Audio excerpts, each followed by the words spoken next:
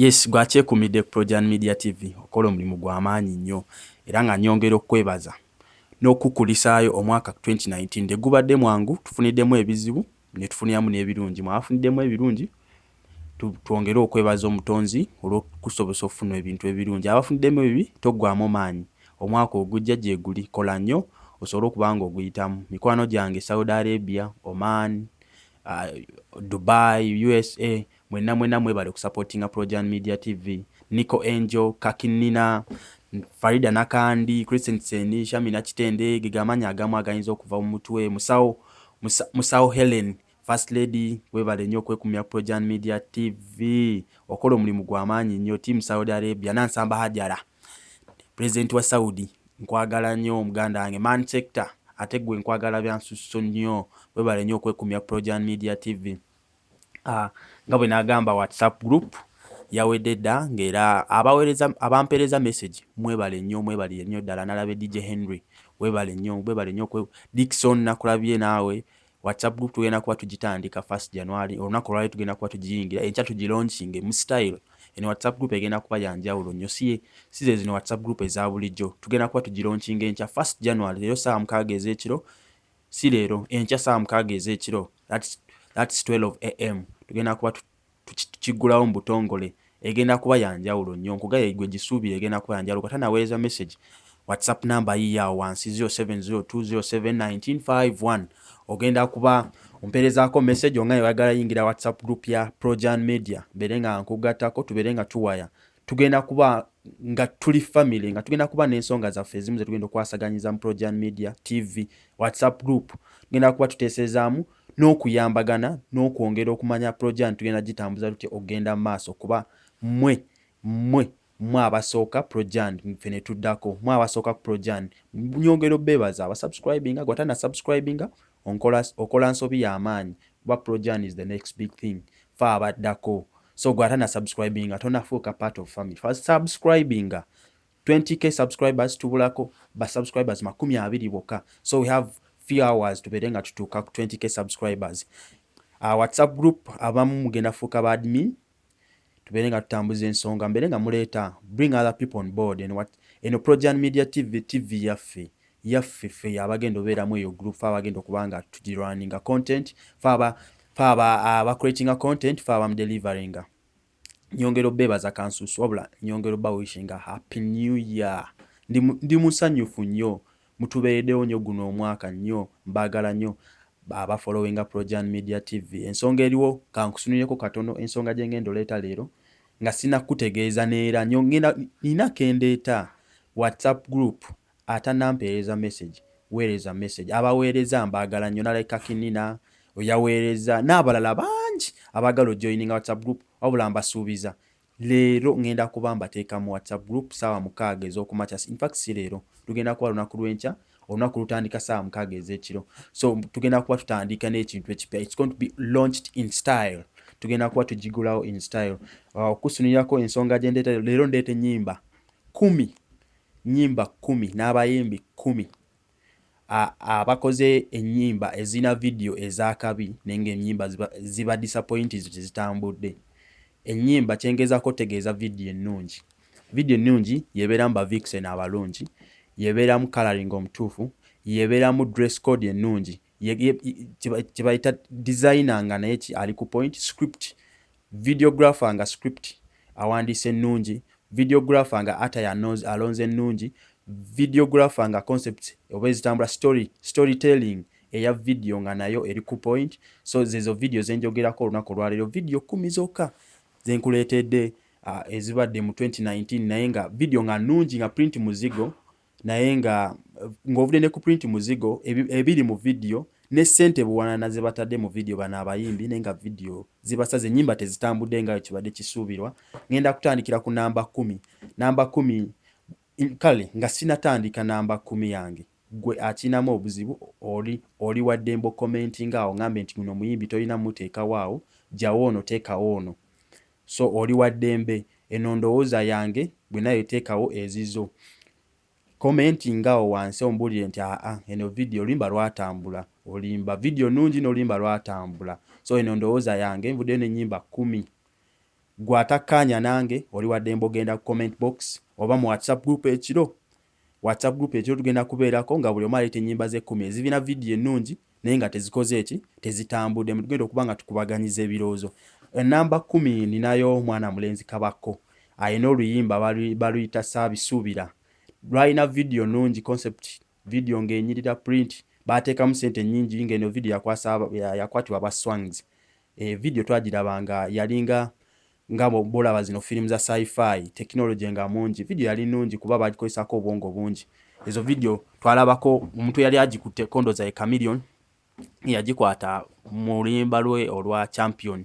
Vidiyo ya tabu nnyo naye oluyimba nyinza okubuuza bano abantu 10 in fact genda comment box ombuulire oba gw'olumanyi. Bw'oba olumanyi gamba lugambe oluyimba nze ndutegeera olimbye. Bantu batono nnyo abalutegeera yadde ng'oluyimba lwalina vidiyo ennungi. Mu namba 9 nina mwana muwala Vinka Veronica nansonywamu katono Veronica Lujja ono omwana ayimbira mu Swangs Avenue mabegako abo yavaayo nkimanyi yagoba ono mwalo munene yagoba Nwaji mu Swangs tebakyafa nnyo ku Nwaji stories zaaliwo so yakola oluyimba lwe bayita Yobode. Oluyimba luonga luo terwatambula nnyo yadde balukolera video yali expensive. You're looking so sexy ata yazali ku point coloring yali mutuufu lighting bichi kwa script ne yawandika script emanyi Swangs yali behind that Swangs Avenue. Video yali nnungi nnyo nga bw'okiwulira naye oluyimba lwaferinga okutaba n'oluyimba nalwo lusibako garanti bw'oba olumanyi vaayo commenting mu comment box ongaye nti oluyimba ndutegeera olimbye. Abasinga tebalumanyi naye ng'oluyimba gye luli baluyita Yobode. Yalukinga sexy nnyo oluyimba lwali ku point video yazali ku point buli kimu wardrobe gye yakozesa designer we makeup script writing buli kimu kyali kirungi ne producer w'oluyimba nayo lwali lungi n'oluyimba lwamukola kirwamu disappointing nga tetwatambula. Mu namba 8 ninamu My Day by David Lutalo. David Lutalo yakwata video eno nga print yava ku ziri ezize ze twali twamumanyiramu. In fact eno yalinga movie because it was like acting. Video yali nnungi nnyo yali ku point coloring lighting concept scripting gye bagiwandika mba Vixen baali balungi nnyo nga bw'okiwulira quality yali nnungi nnyo ne David Lutalo oluyimba lwamu disappointing nga terwatambula. Batononera abalumanyize nganze era nkiwa batono abalutegeera luno oluyimba. Mikwano gyange egiri e Saudi kati nkubulya ekyefa mu ggwanga 2019 wange kubulya ennyimba eza floppinga yadde nga zalina video ez'etabu kuba ne David Lutalo mu luno oluyimba mu namba 8 David Lutalo oluyimba luteekamu sente nnyingi okusinza nayo print mugiraba n'ebintu bye baakozesa materials ze baakozesa mu video zaali very expensive naye oluyimba lwakola ki lwagaana otambula abasinga tebaalukuba nnyo terutera nnyo okuzanya ku airwaves ezisinga. Kati mu namba 7 omusajja yakyusa ku style ya videography we naye era oluyimba lwali lulungi ne video yali nnungi. Vixen kuno gwe yakozesa yali mulungi yatwerabiza ku 7 oluyimba baluyita bw'ebinyuma. Abasinga ndooza abagwako mu mukwano mulumanyi luno oluyimba naye tuluyimba tetwatambula nnyo yadde lwalina video lwatujjayo ku oli ku 7 oli akekereza sente ze zajja mu nnyanya oziteeka mu music n'atwerabiza oyo ku 7 n'akolera video nga eri ku point. Vixen gwe yabakozesa concept ze bakozesa videographer yali mulungi nnyo. Oluyimba kwegamba Medi Mendes yalukwata bulungi. In fact ndozo videographer twena tumumanyi video zakwata ziba za tabu. Video ndoza munayo mugiraba mukusobola okukkiriza change obwo musobola okukkiriziganya nange nti siyo no ku 7 gwe twali tumanyi naye oluyimba terwatambula nnyo. Medi Mendes webale omulimu ogwo webale print eyo naye oluyimba terwatambula luli ku namba 7. Namba 6 ninamu baluyita Kwiso Bando Wai Kibenda Semyekozo. Naye ayina oluyimba ata yazali nnungi gye baalukwatira kwegamba ne videographer yali ku point scripting gye baziwandikamu kwegamba oluyimba lwali nnungi. Oluyimba kali video bw'ogitunulira eno naddala eno ya Kwiso Bando esobola okuvuganya kwa Afrima kuba ffenna tulaba Nigeria video print zaabwe zibanga zino bwe ziti ojolayo ennyimba za techno ennyimba video ziba bwe ziti naye to my surprise oluyimba terwakuba nnyo ate nga nali nduso yaluso ogenda ku international market lwa video yayo ku MTV biki naye terwagenda wala nnyo terwa soundinga nnyo ng'oluyimba we lulina okubeera olwa video. In fact sente yateekamu nnyingi mu eno video. Video yali ya sente nnyingi nnyo era ze zimu ku nnyimba ezidisappointing nga zirina video mulungi naye nga tezitambudde bulungi. Mu namba 5 ninamu Big Party by King Michael. Ono omuyimbi yasasika edda yakomawo ne Big Party video yokka video yali ya tabbu. Ndoza zino sente za White Brian Foundation ze yaliko. Video yali nungi nnyo nga bw'okyo simana bwakinyonyola kusinza King Michael gwe tumanyi yali yasasika yakomawo ne video nga ya tabbu. N'oluyimba okusinzira ku nze production yayo yali nungi yadde oluyimba terwatambula lwa disappointinga naye nga oluyimba lwali ku point, video yali ku point nnyo naye lwa disappointinga terwatambula. Mu namba 4 nina Wakyuka by Josted. Oluyimba lwa mukwano, oluyimba lwa tabbu. Nesimu, big up Nesimu webale nnyo audio no. Banaye simanyi na kya kugamba ne composition, writing, lyrics. Ono omusajja lyrically yakula mukulu lyrically. Boda mu nnyimba ze mukwano Josted lyrically yakula. Unfortunately oluyimba lwakola kirwagano toppinga charts yadde oluyimba lulungi lwa disappointinga. Video yali ku point nnyo, concept Vixen gwe yakozesa looks za Josted, dress code attires yakozesa ntuufu. Nesimu active concepts bakwata video eno ngera ndoza fena tubamanyi nabo batabbu mu kibayito kwata amwe eno scene yokwata videos. Oluyimba lwali lungi naye terwatambula nnyo, lwakubako katono nyaawo ne lukola ki ne luggwako olw'ensonga z'edinafu zetamanyi. Namba 3 abasinga nkimanyi muyinza odisagwenga nange naye nga ge mazima. Nkuliyo by Bebe Cool.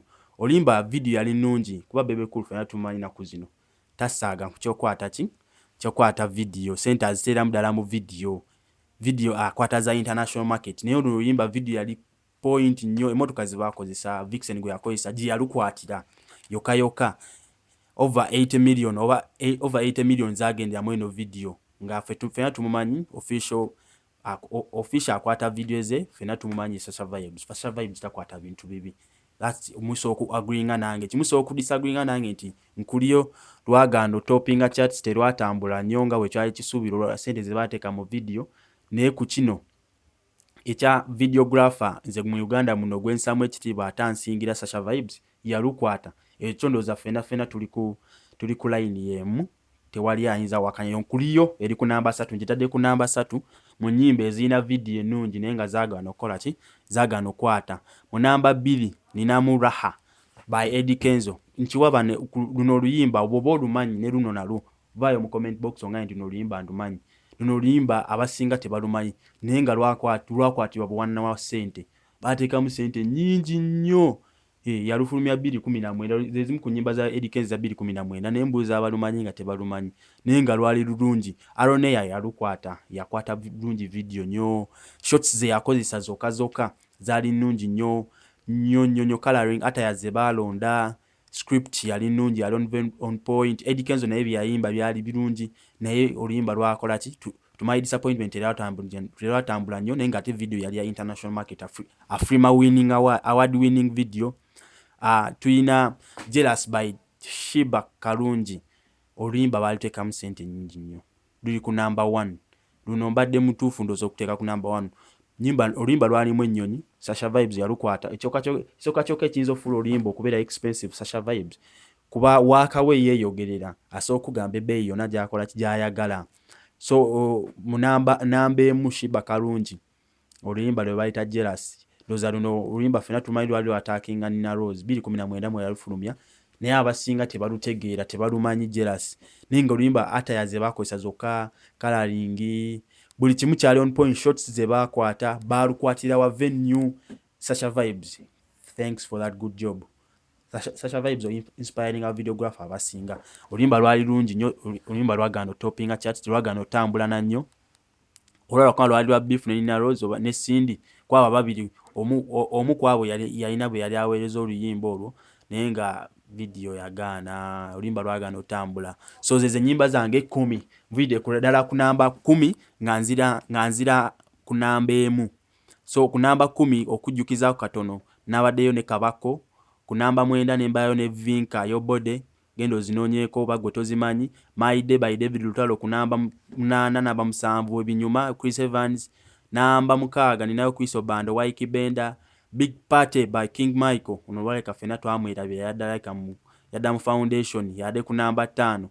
Namba 4 nabade mune wachuka by Jostede. Namba 3 nabade yone nkuliyo. Namba 2 nabade mune ha Eddie Kenzo video yali nungi nnyo. Namba 1 nabade ne Jealous ye video yansingira guno omwaka n'ennyimba tezakola ki tezatambula. So zezo yo list yange eya videos 10 ezansingira guno omwaka nenga ennyimba tezatambula nnyo. Gwe nawe osovayo nogenda mu comment box yo nonkolera list yo nitukubaganya ebiroozo mu WhatsApp group ino topic yaffe ya leero mwali mu WhatsApp group yaffe gwatanampereza namba kugata mu WhatsApp group enamba yange ya wansi oba enamba ya Projan Media eri awo wansi gikopo wezeko message iyo topic yaffe ya leero top 10 videos ezali ennungi nenga tezatopinga chat tezatambula nnyimba zaayo tezatambula nnyo. Mbagala nnyo mwebale nnyo kusubscribinga gwatana subscribinga okola nsobi y'amaanyi subscribinga otwegatteko osobola okubanga obeera mu Projan Media family. Gwayagala joininga WhatsApp group enamba ya wansi gikope weerezaako message nga yagala joininga WhatsApp group butereevu ojja kuba mu WhatsApp group. Nyongera okujjukiza eno WhatsApp group eggula officially 1st January tugilaunchinga. Topic egendo launchinga WhatsApp group yaffe leero yeno yenni gye njogeddeko top 10 videos ezatopinga videos ezali ennungi ne tezatopinga chat ennyimba tezatambula nnyo. Mwebale nnyo nkwagalira ddala nnyo Team Oman Saudi Arabia mwebale nnyo sigala ng'okwo ku Projan Media TV.